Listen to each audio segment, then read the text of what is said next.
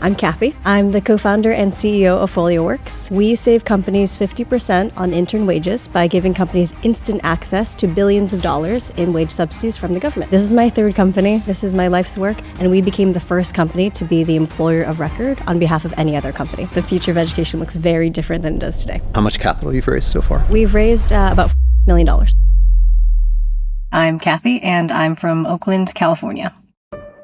I think if you asked all of the people I've worked for before, they would describe me as the person you hire to build your company. I personally feel like anyone can do almost anything if they're willing to have the level of pain tolerance and commitment to make it happen. Sounds like the kind of thing an ultramarathoner would say. I'm Josh Muccio, and this is The Pitch, where startup founders raise millions and listeners can invest. On the show today, Cathy Huang wants to double the number of internship opportunities in America because internships gave her the access she needed to launch her career. Cathy started at Google. And then just from there, just started companies. I think that's probably the highest ROI you can have on your time, is to build something that is uniquely, incredibly valuable for the world. This is my third startup. This one feels very personal because my family was actually raised in public housing in Detroit. So I think of Folio as my life's work. The pitch for Folio is coming up after this. And whether you're watching or listening on YouTube, Patreon, or your favorite podcast player, thanks so much for subscribing. And don't forget to turn on notifications. Welcome back to The Pitch for Folio. Let's meet the investors. Paige Doherty with Behind Genius Ventures. What gets me to that hell yes conviction, it's a founder who deeply understands both sides of the business. Will Weisman with Kitty Hawk. We call ourselves kind of generalist frontier technology. Mark Phillips with 11 Tribes Ventures. I'm a Midwest investor, so we have a different definition of price. And Jesse Middleton with Flybridge. I normally don't like EdTech, but I really like you.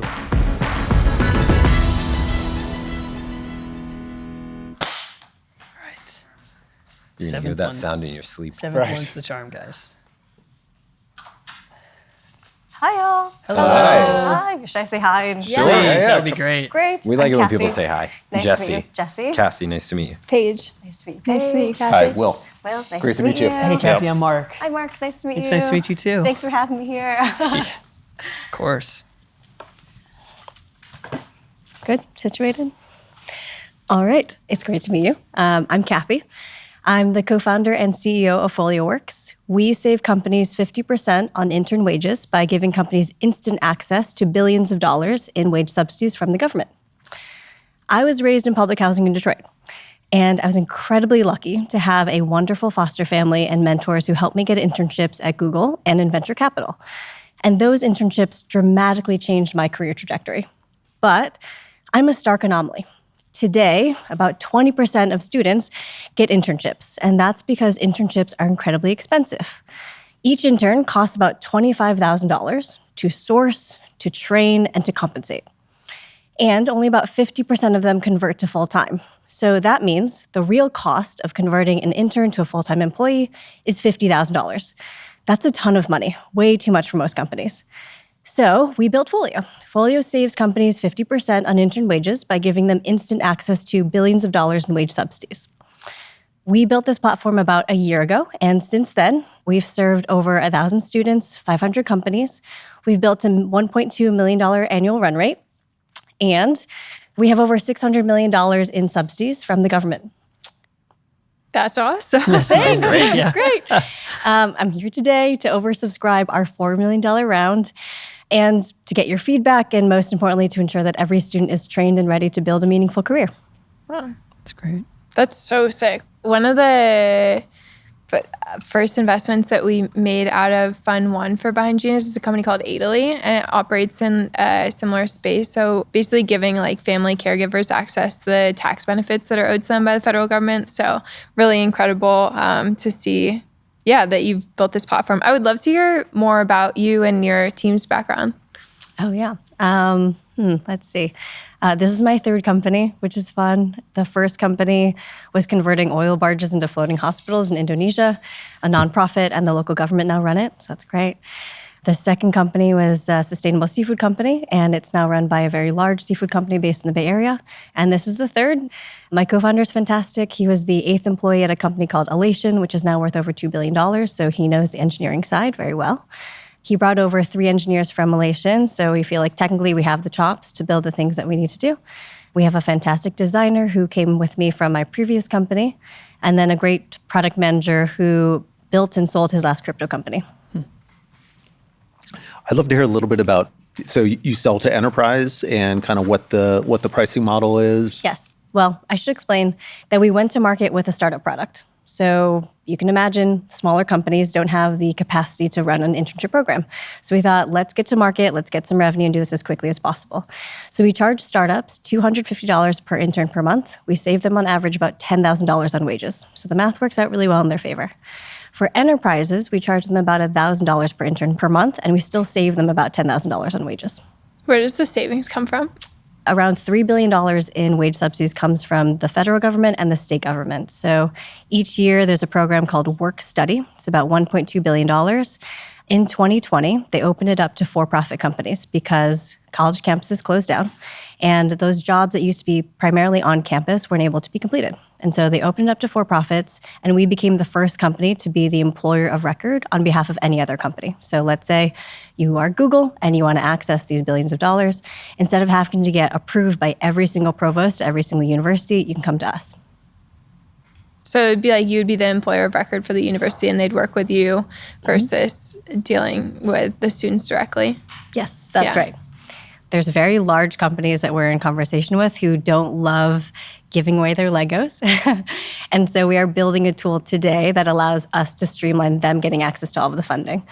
I don't think that means they're going to cut us out. I think that it would take a lot of effort for them to do all of the reporting that's required to create a work study approved job and then do all of the reporting that's completed by us. But we're building that and it's in progress. Is Folio the discovery engine for the students to discover these internships? Yes, it is. So we partner with every college career center. And so we have access to all of their 3 million students that are approved for work study. What is the infrastructure that you need to have like a work study proof job? Yeah, so basically the stipulation is that the job has to be related to the student's career path or to their studies. If you are a liberal arts student, it might be a little bit more open-ended than if you're an engineering student. So far, we haven't run into any roadblocks. They've just been very happy that the students get paid and can utilize their dollars in a way that's actually productive towards their career and their education. Do you take on any risk in the process? So in that, you know, if it hasn't been not approved, but if it did, because you're the employer of record, would you wind up footing the bill? Like if they didn't get the subsidies? We do take on some risk. That's how you get paid. Yes, that's how we get paid for sure. The way it works mechanically is that every 2 weeks we pay the intern in full. So we pay 100% of their wages. And then we invoice the university for half of their wages. And then we invoice our clients for the other half along with a subscription fee. So we haven't gotten to a case where we weren't able to understand what the intern's complete pool of funding is. So typically what happens is the intern will sign into their FAFSA account. We can see exactly how much money they have, and then we track how much money we're using. Yeah. So it's relatively easy. The information is available. That was my first job in college, was working for the university on the FAFSA thing. So I remember that. I didn't know what they had to go through. They just paid me. I guess one of the things I was curious about was just how defensible all of this is. You kind of touched on it, like the large enterprises maybe would attempt to do this. You don't think they will do all of it, but does it continue to be as lucrative, as defensible as the world turns, as more people realize this is great, or there, you know, or is there something sort of at scale that really keeps this controlled by you? Yeah, so we are today the only company that is approved to be the employer of record for these funds. So it's possible another company will come in and try to do this. They would have to get approval from every single provost at every single university. So good luck to them. It's sort of difficult. I will say there is an opportunity for us to get more than 50% of funding. So the law right now for the federal government is that if you're a nonprofit, you can get up to 90% of your wages covered. So we are exploring that option. We are also running a research study with Strata Education Fund and Stanford to explain how our internship program actually dramatically increases our students' success rates of graduating and their employment outcomes after. So our goal is that through this research and all the work that we're doing, we can actually open the door for ourselves and be approved as the only and the most proven work-study employer of record. How old is the company and how much capital's gone into it? The company is 3 years old. Okay. We've raised about $4.5 million. Okay. And how the money was broken down is essentially we did an accelerator program about 3 years ago. And that's when we incepted a slightly different idea that was more B2C focused. We built that out for about a year, got to about $1 million annual run rate. And then we got access to these federal funds as the only companies to do that. We raised the $4 million on top of that, and we've been building that business since. Okay. So it sounds like that is the large majority of it is like the round that you're currently closing. Is that right? Yes. So we actually closed the round in August of last year. Okay.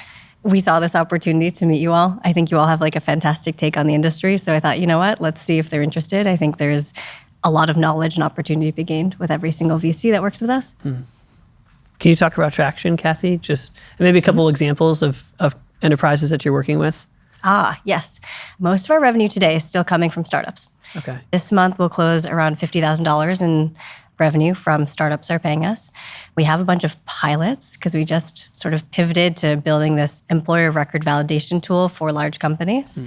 The hope is that we'll have around $15,000 from them this month. And then the goal is that we can expand into their summer programs. Something I like to share is that about 85% of the volume of internships are through these large enterprises. So companies that have 500 or more employees. And then the rest of it is through small companies. So we feel very lucky that we've been able to get to our revenue numbers really quickly through startups. But I think the real way to build this company is to partner with large companies. Can you talk about the pilots, some of the enterprise companies that you're getting closer with? Just what are they excited about? What are they concerned about? Yeah. Happy to share. It's a public company. They're about 1,000 employees. They recently shut down their internship program because it wasn't worth the investment.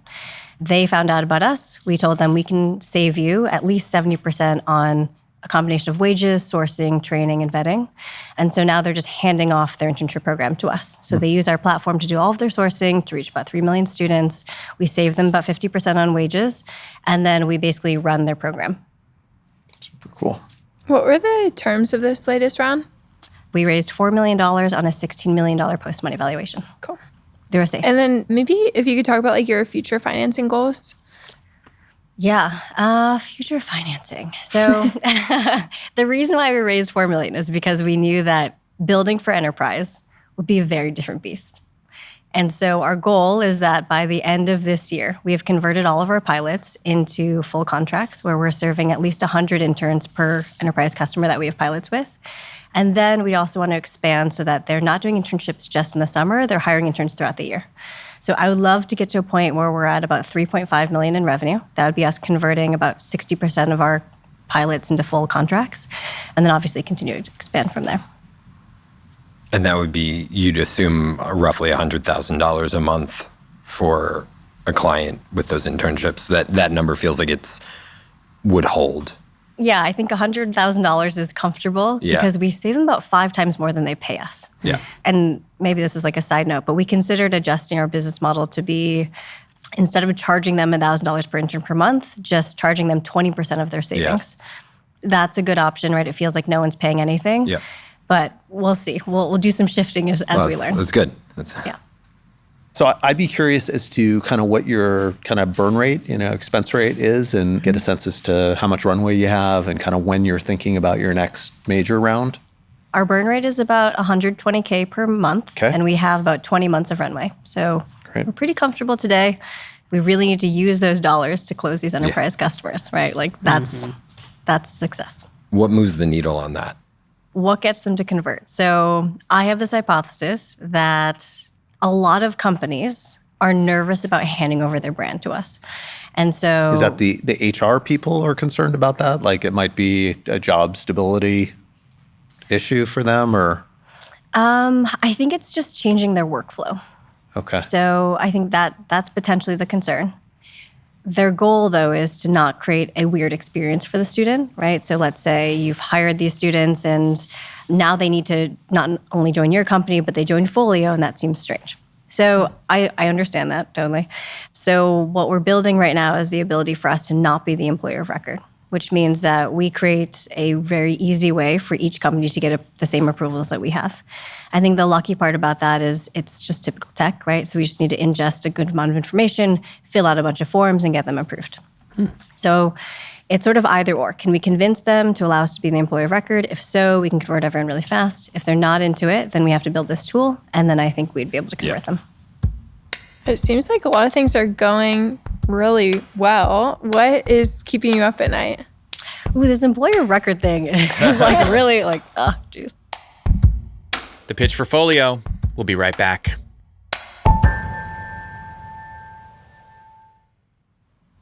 It seems like a lot of things are going really well. What is keeping you up at night? Ooh, this employer of record thing is like really like, oh, geez. We were like all the way to the end of, a pilot where people said, oh, great, we're so excited to do this.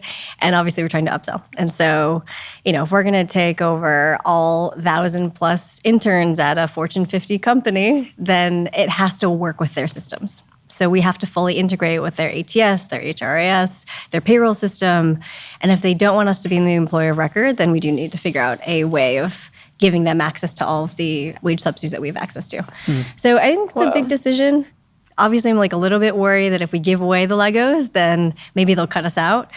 But I think the likelihood is also really low because the amount of administrative burden that they'd have to go through to report their interns' hours and wages every 2 weeks to every single university is very high. It's also not their core business. Yeah. It's super interesting. How much allocation do you have open? I think we're open to about $500,000 at the same valuation. That should be like negative 500. That's Can you just talk through, Cathy, revenue for 24 and then how that's going to shift? I'm curious with the ratio between startups and enterprises. What did it look like in 24 and what do you hope it looks like in 25? Yeah, so we got up to about $100K in recurring revenue in July of last year. Very exciting. Yeah. And then we got access to all of this work study funding and scrapped it, which is crazy. So we rebuilt for the last, 3 or so months. And now we're at about $50K per month. Okay. So we hit this peak, we got funding, we shifted our business model aggressively. Oh, interesting. So be very transparent there. Let's see. For this coming year, the goal is that we convert that $40K in small pilots and startups into enterprise customers. So that means going from an average contract value of about $5,000 because they're small companies to an average contract value of $100,000. So it's a big leap, but I think we're making the right investments right now with these pilots with Fortune 50s. Are you pushing on go-to-market startups still, or are you really leaning on the enterprise this year? So if we thought about there's 40,000 startups, let's say, today, and the next few 100,000 is all enterprise. Yeah, so we don't do any marketing for startups, and we get an average of 10 new startup signups a week. Okay. So there's this obvious question in my head, which is well, if so many startups clearly want this, what if you just own the startup market first and build revenue? Sure, internally our team thinks about it all the time. However, it's operationally a bit more hectic to do that. Matching is, it's a 1-to-1 ratio of company to student, whereas at a large enterprise, it's a recurring contract, it's really large, it's predictable, they have programming, we don't have to do the programming. So I think we're making the right bet to focus on enterprise. Yeah. I think you're making the right bet to pick one or the other. So you could choose either maybe, but I agree with that. Can you talk a little bit about what you've learned in the other two companies you've started and how that's informing the way that you're building Folio? Yeah, that's a good question. Something that we're thinking about for this year is it's people, right? Especially in the early stages, really all you have is good people. There's something about nurturing at this stage of the company that we honestly decided we don't have time for. So at the turn of the year, we let go of a third of our team because they didn't have the same advantage that they had when we were a B2C business as we needed for being a B2B business. That was painful, but it's also, I think, the right decision to make. So, yeah, I think the main takeaway was if you're going to try to do something really hard that's really new, you don't have time to train, even though we are literally an internship training company. So it felt like misaligned. It was sort of painful to realize, but we did it. Yeah. Thanks for sharing that. You've been making some hard decisions the last 6 months. Oh, yeah, fun. I mean, that's big the bold job. moves, though. Yeah. Yeah. You're good. Yeah. I guess like what does success look like for you and the company? Yeah. Something that's funny that like I think Josh really wants to make sure I say was I genuinely think that the future of education looks very different than it does today. So today, if you think about it, it's like a family spends $200,000 on academics, right? And then you get this pamphlet that says, great, you are approved to do no job, a job, like TBD. And so the stat is basically like around 50% of students actually use their college degree. Like they do a job that's related to their college degree. I think the future of education looks very different. I think it's a third academic, which is what we do today. I think it's a third practical, where you're in an internship, you're trying different jobs, you're figuring out what you can do professionally. And then it's a third professional, where you actually figure out who you are and what place you want to have in the world. So in order for that to happen, we have to dramatically lower the cost of internships. If it costs $50,000 to host each intern with the idea of them becoming a full-time employee, like it's impossible for us to create the 20 million internships that we need to serve 20 million students. So it's like, of course, today there's only 4 million internships. That's like even high. So yeah, that's my vision for the future. Cool. Sweet. Big impact. Yeah. I've been like really impressed by your story. It's clear you have like the ability to make really challenging decisions and keep in mind the long-term vision of the company even as it shifts. Our thesis at Behind Genius is focusing on the future of work and the future of play. So this like very much aligns with how I think about the future of work. I like did a bunch of internships in school and they were incredibly helpful in understanding what I wanted to do after. And this is like a future vision that I deeply believe in. I would say our check size is usually between 150 to 250K. And I wrote down on the piece of paper, like 15 mil post ? So I was like happy that you said 16, which was in the close range. I would love to continue the conversation for diligence if that sounds good to you, and happy to answer any questions that you might have as well. Thank you so much, Paige. Yeah. I'll follow up with you after. Awesome. I love the impact that you're having here. Obviously, internships changed the course of your life, and really cool to kind of bring that life story to focusing on how to impact a lot of other people. It feels like you've unlocked something really interesting and going to build an interesting company. So congratulations on that. It's not a fit for Cathy Huang and kind of our particular focus around deeper technology. So I'm going to pass, but really excited. And if I can be helpful in any way, kind of let me know. Thank you so much. I appreciate it. So the round that you're sort of raising or oversubscribing is probably not a great fit for us because I'd want to be writing a larger check if we were to get TS. So if you're open to it, I'd like to spend a bit more time, dig in a little. Maybe there's a deal we wind up getting to where you would take a little more. Maybe it's a little bit higher post or something. But so if you're open to the conversation, that's what I would do as next step. I started my career because of a co-op at Drexel. I did the FAFSA stuff for my internships at the school, so I lived it. And finding those roles is not easy, so I'm glad you're making it better and easier. Thank you. I would very happily put you on our investor updates and give you all the information you need to follow us. And let's do that. Thanks. Cathy, I actually think we've met before as well, and we didn't, which is great. And you haven't even shared some of the coolest stuff of your story, which is you're an ultra runner, if I'm not mistaken. Right. Yes. And so are you. Not an ultra. No. I've done like a marathon, yeah. yes. But man, I remember when we first met, I was just so impressed with just the authenticity and the willingness to make those hard decisions. I just don't think that can be overstated in these moments, how those crucial conversations are going to shape what Folio does. I think two things that really make this probably not a fit for 11 Tribes. The round dynamics are challenging. I think being able to put a check in at that valuation that allows us to hit our ownership targets is going to be challenging, but excited to see and would want to see more traction along the enterprise side of things. So I don't know if I'm already on the investor updates, but hopefully we can be added or included because I'm excited to see what you're up to and just encourage the success. So Yep. thanks for being so here. much, Mark. I appreciate it. It's great. Awesome. Well, Cathy, the pitch fund would like to invest in this round. Nice. Not the next one, He ate whatever his that happens. Wheaties. He ate his Wheaties. I did eat my Wheaties.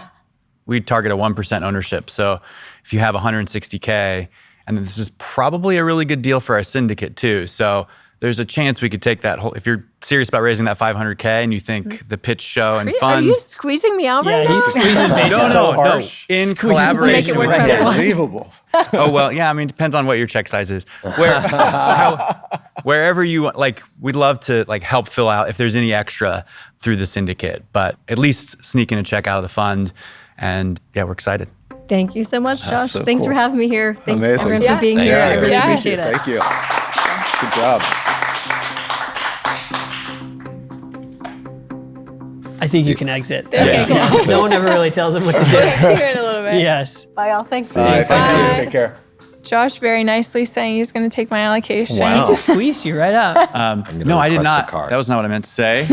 I would love to work with you on the diligence process. All right. This is like right at the ceiling of the price we usually do. Yeah. Unless we're investing in a baller company like Will's Gecko. Materials, we make exceptions. So we'd love to collaborate with you on Cool. diligence. And then, Yeah. go from there. Sweet. Awesome. What do you guys think about a deal like that that's like not even a deal? It closed last year. Right. Well, And they're reopening for... Power That's move. cool. It is power move. She's- That's right. You guys didn't hear how, I mean, the things she has done, the distances she has run, she's a force of nature. Wow. I think that's the only way I could describe. I remember her very vividly. So Wow. we met her right as they were closing the rounds last August. So. Oh, you should have wrote the check. That's awesome. We missed it. But yeah, she's really impressive. I'm Yeah, excited for you that's guys to work with her. That's really cool. Awesome. Great. That's day one. It's a wrap. Thank you. It's a wrap. Just- Will, Amazing. thank you All for right. joining us. So great to for the join. first Yeah, time. dear. Thank you. Great time. Yeah, amazing Yay. companies, amazing entrepreneurs. Hopefully we'll fill out a whole deep tech day next time. Yeah, there you go. Amazing. There you go. All right, cut. Cathy left the pitch room with $500,000 fully spoken for by Paige and the pitch fund. But as it turns out, Paige didn't need to worry about me squeezing her out of this deal. Look, the Department of Education's a big con job. I'd like it to be closed immediately. We talked to Cathy after this. Hi, Cathy. Cathy, how are you? I am net good, but I definitely have not been sleeping that much lately. Net good. So last we heard, Paige was interested in investing, and we at the Pitch Fund were also interested in investing. And then we got an email from you. You said, basically, we have the data room, but we're not going to send it because we're mindful of the Trump administration's intentions to abolish the Department of Education. Given this, our team is focused on future-proofing the business and prefer to hold off on fundraising. Bring me back to that moment. Like, what were you thinking when you sent that email? I thought about the perspective of an investor, and I thought, okay, if I were an investor and I just saw 3 days ago that half of this company's like main strategy might just be turned off. Yeah. I don't know if I would invest. And so my perspective was like, why don't I spend some time and think about a future-proof strategy and then come back? And regardless of if the money's gone or it's still there, there's a really clear strategy that we can all get behind. When did you first realize politics were going to potentially play such a life and death role for your company? I was one of those holdouts who was like, I really don't know if Trump is going to win. And then when he won, I was like, oh, okay, let's really start planning. But they actually carved out work study and financial aid in FAFSA. So actually we're okay.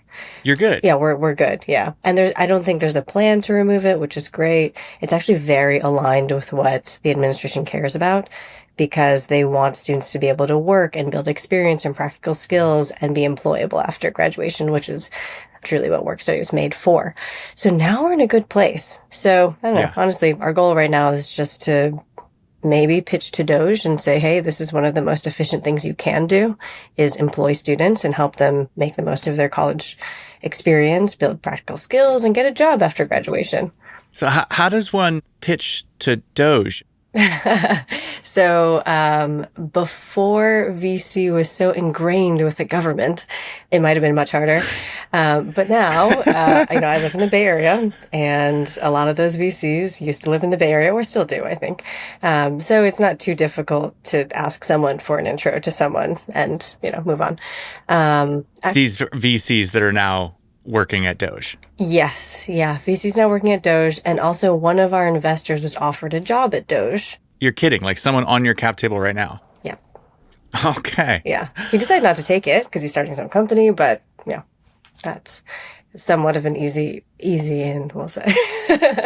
Wow. Like, is that the plan, to try to reach out to them soon and say, hey, here's why, whatever you do, our budget, don't mess with it? I mean, yeah, that's one of the plans. And I'm hopeful we'll have that in place in the next couple weeks. So that's one. The next one is that we are actually starting to build a platform that facilitates all work-study funding for both states and the government. So for all of work study, like not just the work study that's allocated for internships. Correct, for all of work study. Every university has different software to facilitate work study, or they have no software and they do it in a spreadsheet. That means that we become sort of like, not necessarily the bank, but sort of like the Stripe in a lot of ways for government funding, from the government to universities to us to companies and back around. It's really somewhat easy software to build, which is great. So we're going to try to build it in the next 3 months and then just give it away for free at first in the summer and just try to dominate every single program. There's only like 6,000 universities. So like, it doesn't really make sense to try to build a business off of it. I think it's just more of an acquisition strategy so that every single company and every university and every student that uses work study goes through us. Why are you so smart? Stop it. Thanks, Lisa. It's such a good plan. Are you tired of pivoting all the time? Am I tired of it? Gosh. I don't love it. But I think it's like just par for the course. I don't think my team loves it. And so I just have to like remind people like, yes, we are affected by these behemoths that we can't really change. But that doesn't change the fact that like every year, billions of students are still hired and paid. So like until AI like totally eats up that market, which we have our own plans for that, there will still be a bunch of students that need to prepare for the workforce. So when are you going to take our money? I think soon, which is good. So we just closed our first 3 very, very large companies. So like companies that have revenue of $1 billion plus. So that's great. I don't want to like overpromise. So give us a little bit of time and we should be ready. Just want to make sure these customers we closed are happy and the volume of interns they plan to hire is that volume. And then we'll get you back on track. So you want to de-risk the business for us further before you take our money, which is just, I mean, awesome, backwards. but also like so backwards. Like normally VCs, they're dragging their feet. I'm like, Cathy, take my money yesterday. And you're like, no, give me more time to de-risk this for you. I know, it's sort of funny. I don't know why I work this way. All of our advisors are like, Cathy, you do realize that like when people invest in you, they've calculated in their head like 90% chance you will fail. And I'm like, yeah, but like I want them to feel 90% that we will succeed. And I realize that's like sort of silly. Anyway. Yeah. But I have to tell you, Cathy, I love your business. Oh, thanks, y'all. like genuinely, like this is one of the companies I am most excited to invest in. Like we've met a lot of founders, and obviously like your background is impressive, what you've done. Like we really like you, but also like I think about my kids and my daughter who's going to be going into college in a few years. Like I want this for her. And then I think about it from the business side and obviously where you make your money, like you're saving them money. Like I don't have a hard time figuring out who loses if you win. Thanks. That makes me feel really, I don't know, confident that this will work. I just want to make sure it works. So whenever you want to kick back up conversations with Paige and us, let us know. But we definitely want to be a part of this. We definitely will. Thank you so much. Knowing that I've met your daughter now, I know how genuine that feels, right? Like seeing you both and how much you love her and seeing her be a part of the pitch and you two helping her figure out like, is this the type of future you want? Like, I genuinely understand this is something that you really care about. So we will be ready very soon. Okay. Thanks for being patient. Donald J. Trump, you will not squeeze me out of this. I will get my allocation. It's the art of the deal. We'll catch up with Cathy on the season 13 finale to see how the pitch to Doge goes and if she finally takes our money. No offer to invest in Folio is being made to the listening audience on today's show. If we end up doing a syndicate, investors in our private Substack community will be the first and the only ones to know. So, if you're an accredited investor, apply to join at thepitch.fund. Speaking of accredited investors, next week on The Pitch... Those men drive Ferrari, they wear Armani, and they live in penthouses. But they don't have a place where to go to take care about themselves. So I think what you're doing is wonderful, not least of all because I would like the men in America to look better. I would wear that. Do you wear cologne? I don't, but your cologne's coming back big time. It's gotta smell good. He's Italian. I'm not seeing anything else super revolutionary here. We already scaled this thing in Italy. In how many locations in Italy? It's 16 locations. We want to own New York. Own New York. Yes. We want our brand to be the number one in the world. And investors today are getting a piece of everything, or just the U.S.? I'm making a new business in the U.S. and I'm raising in the U.S. So no, it doesn't include the business in Italy? No. How do the Italian investors feel about that? That's next week. Season 13 is available to watch on YouTube and Patreon, or listen on your favorite podcast player.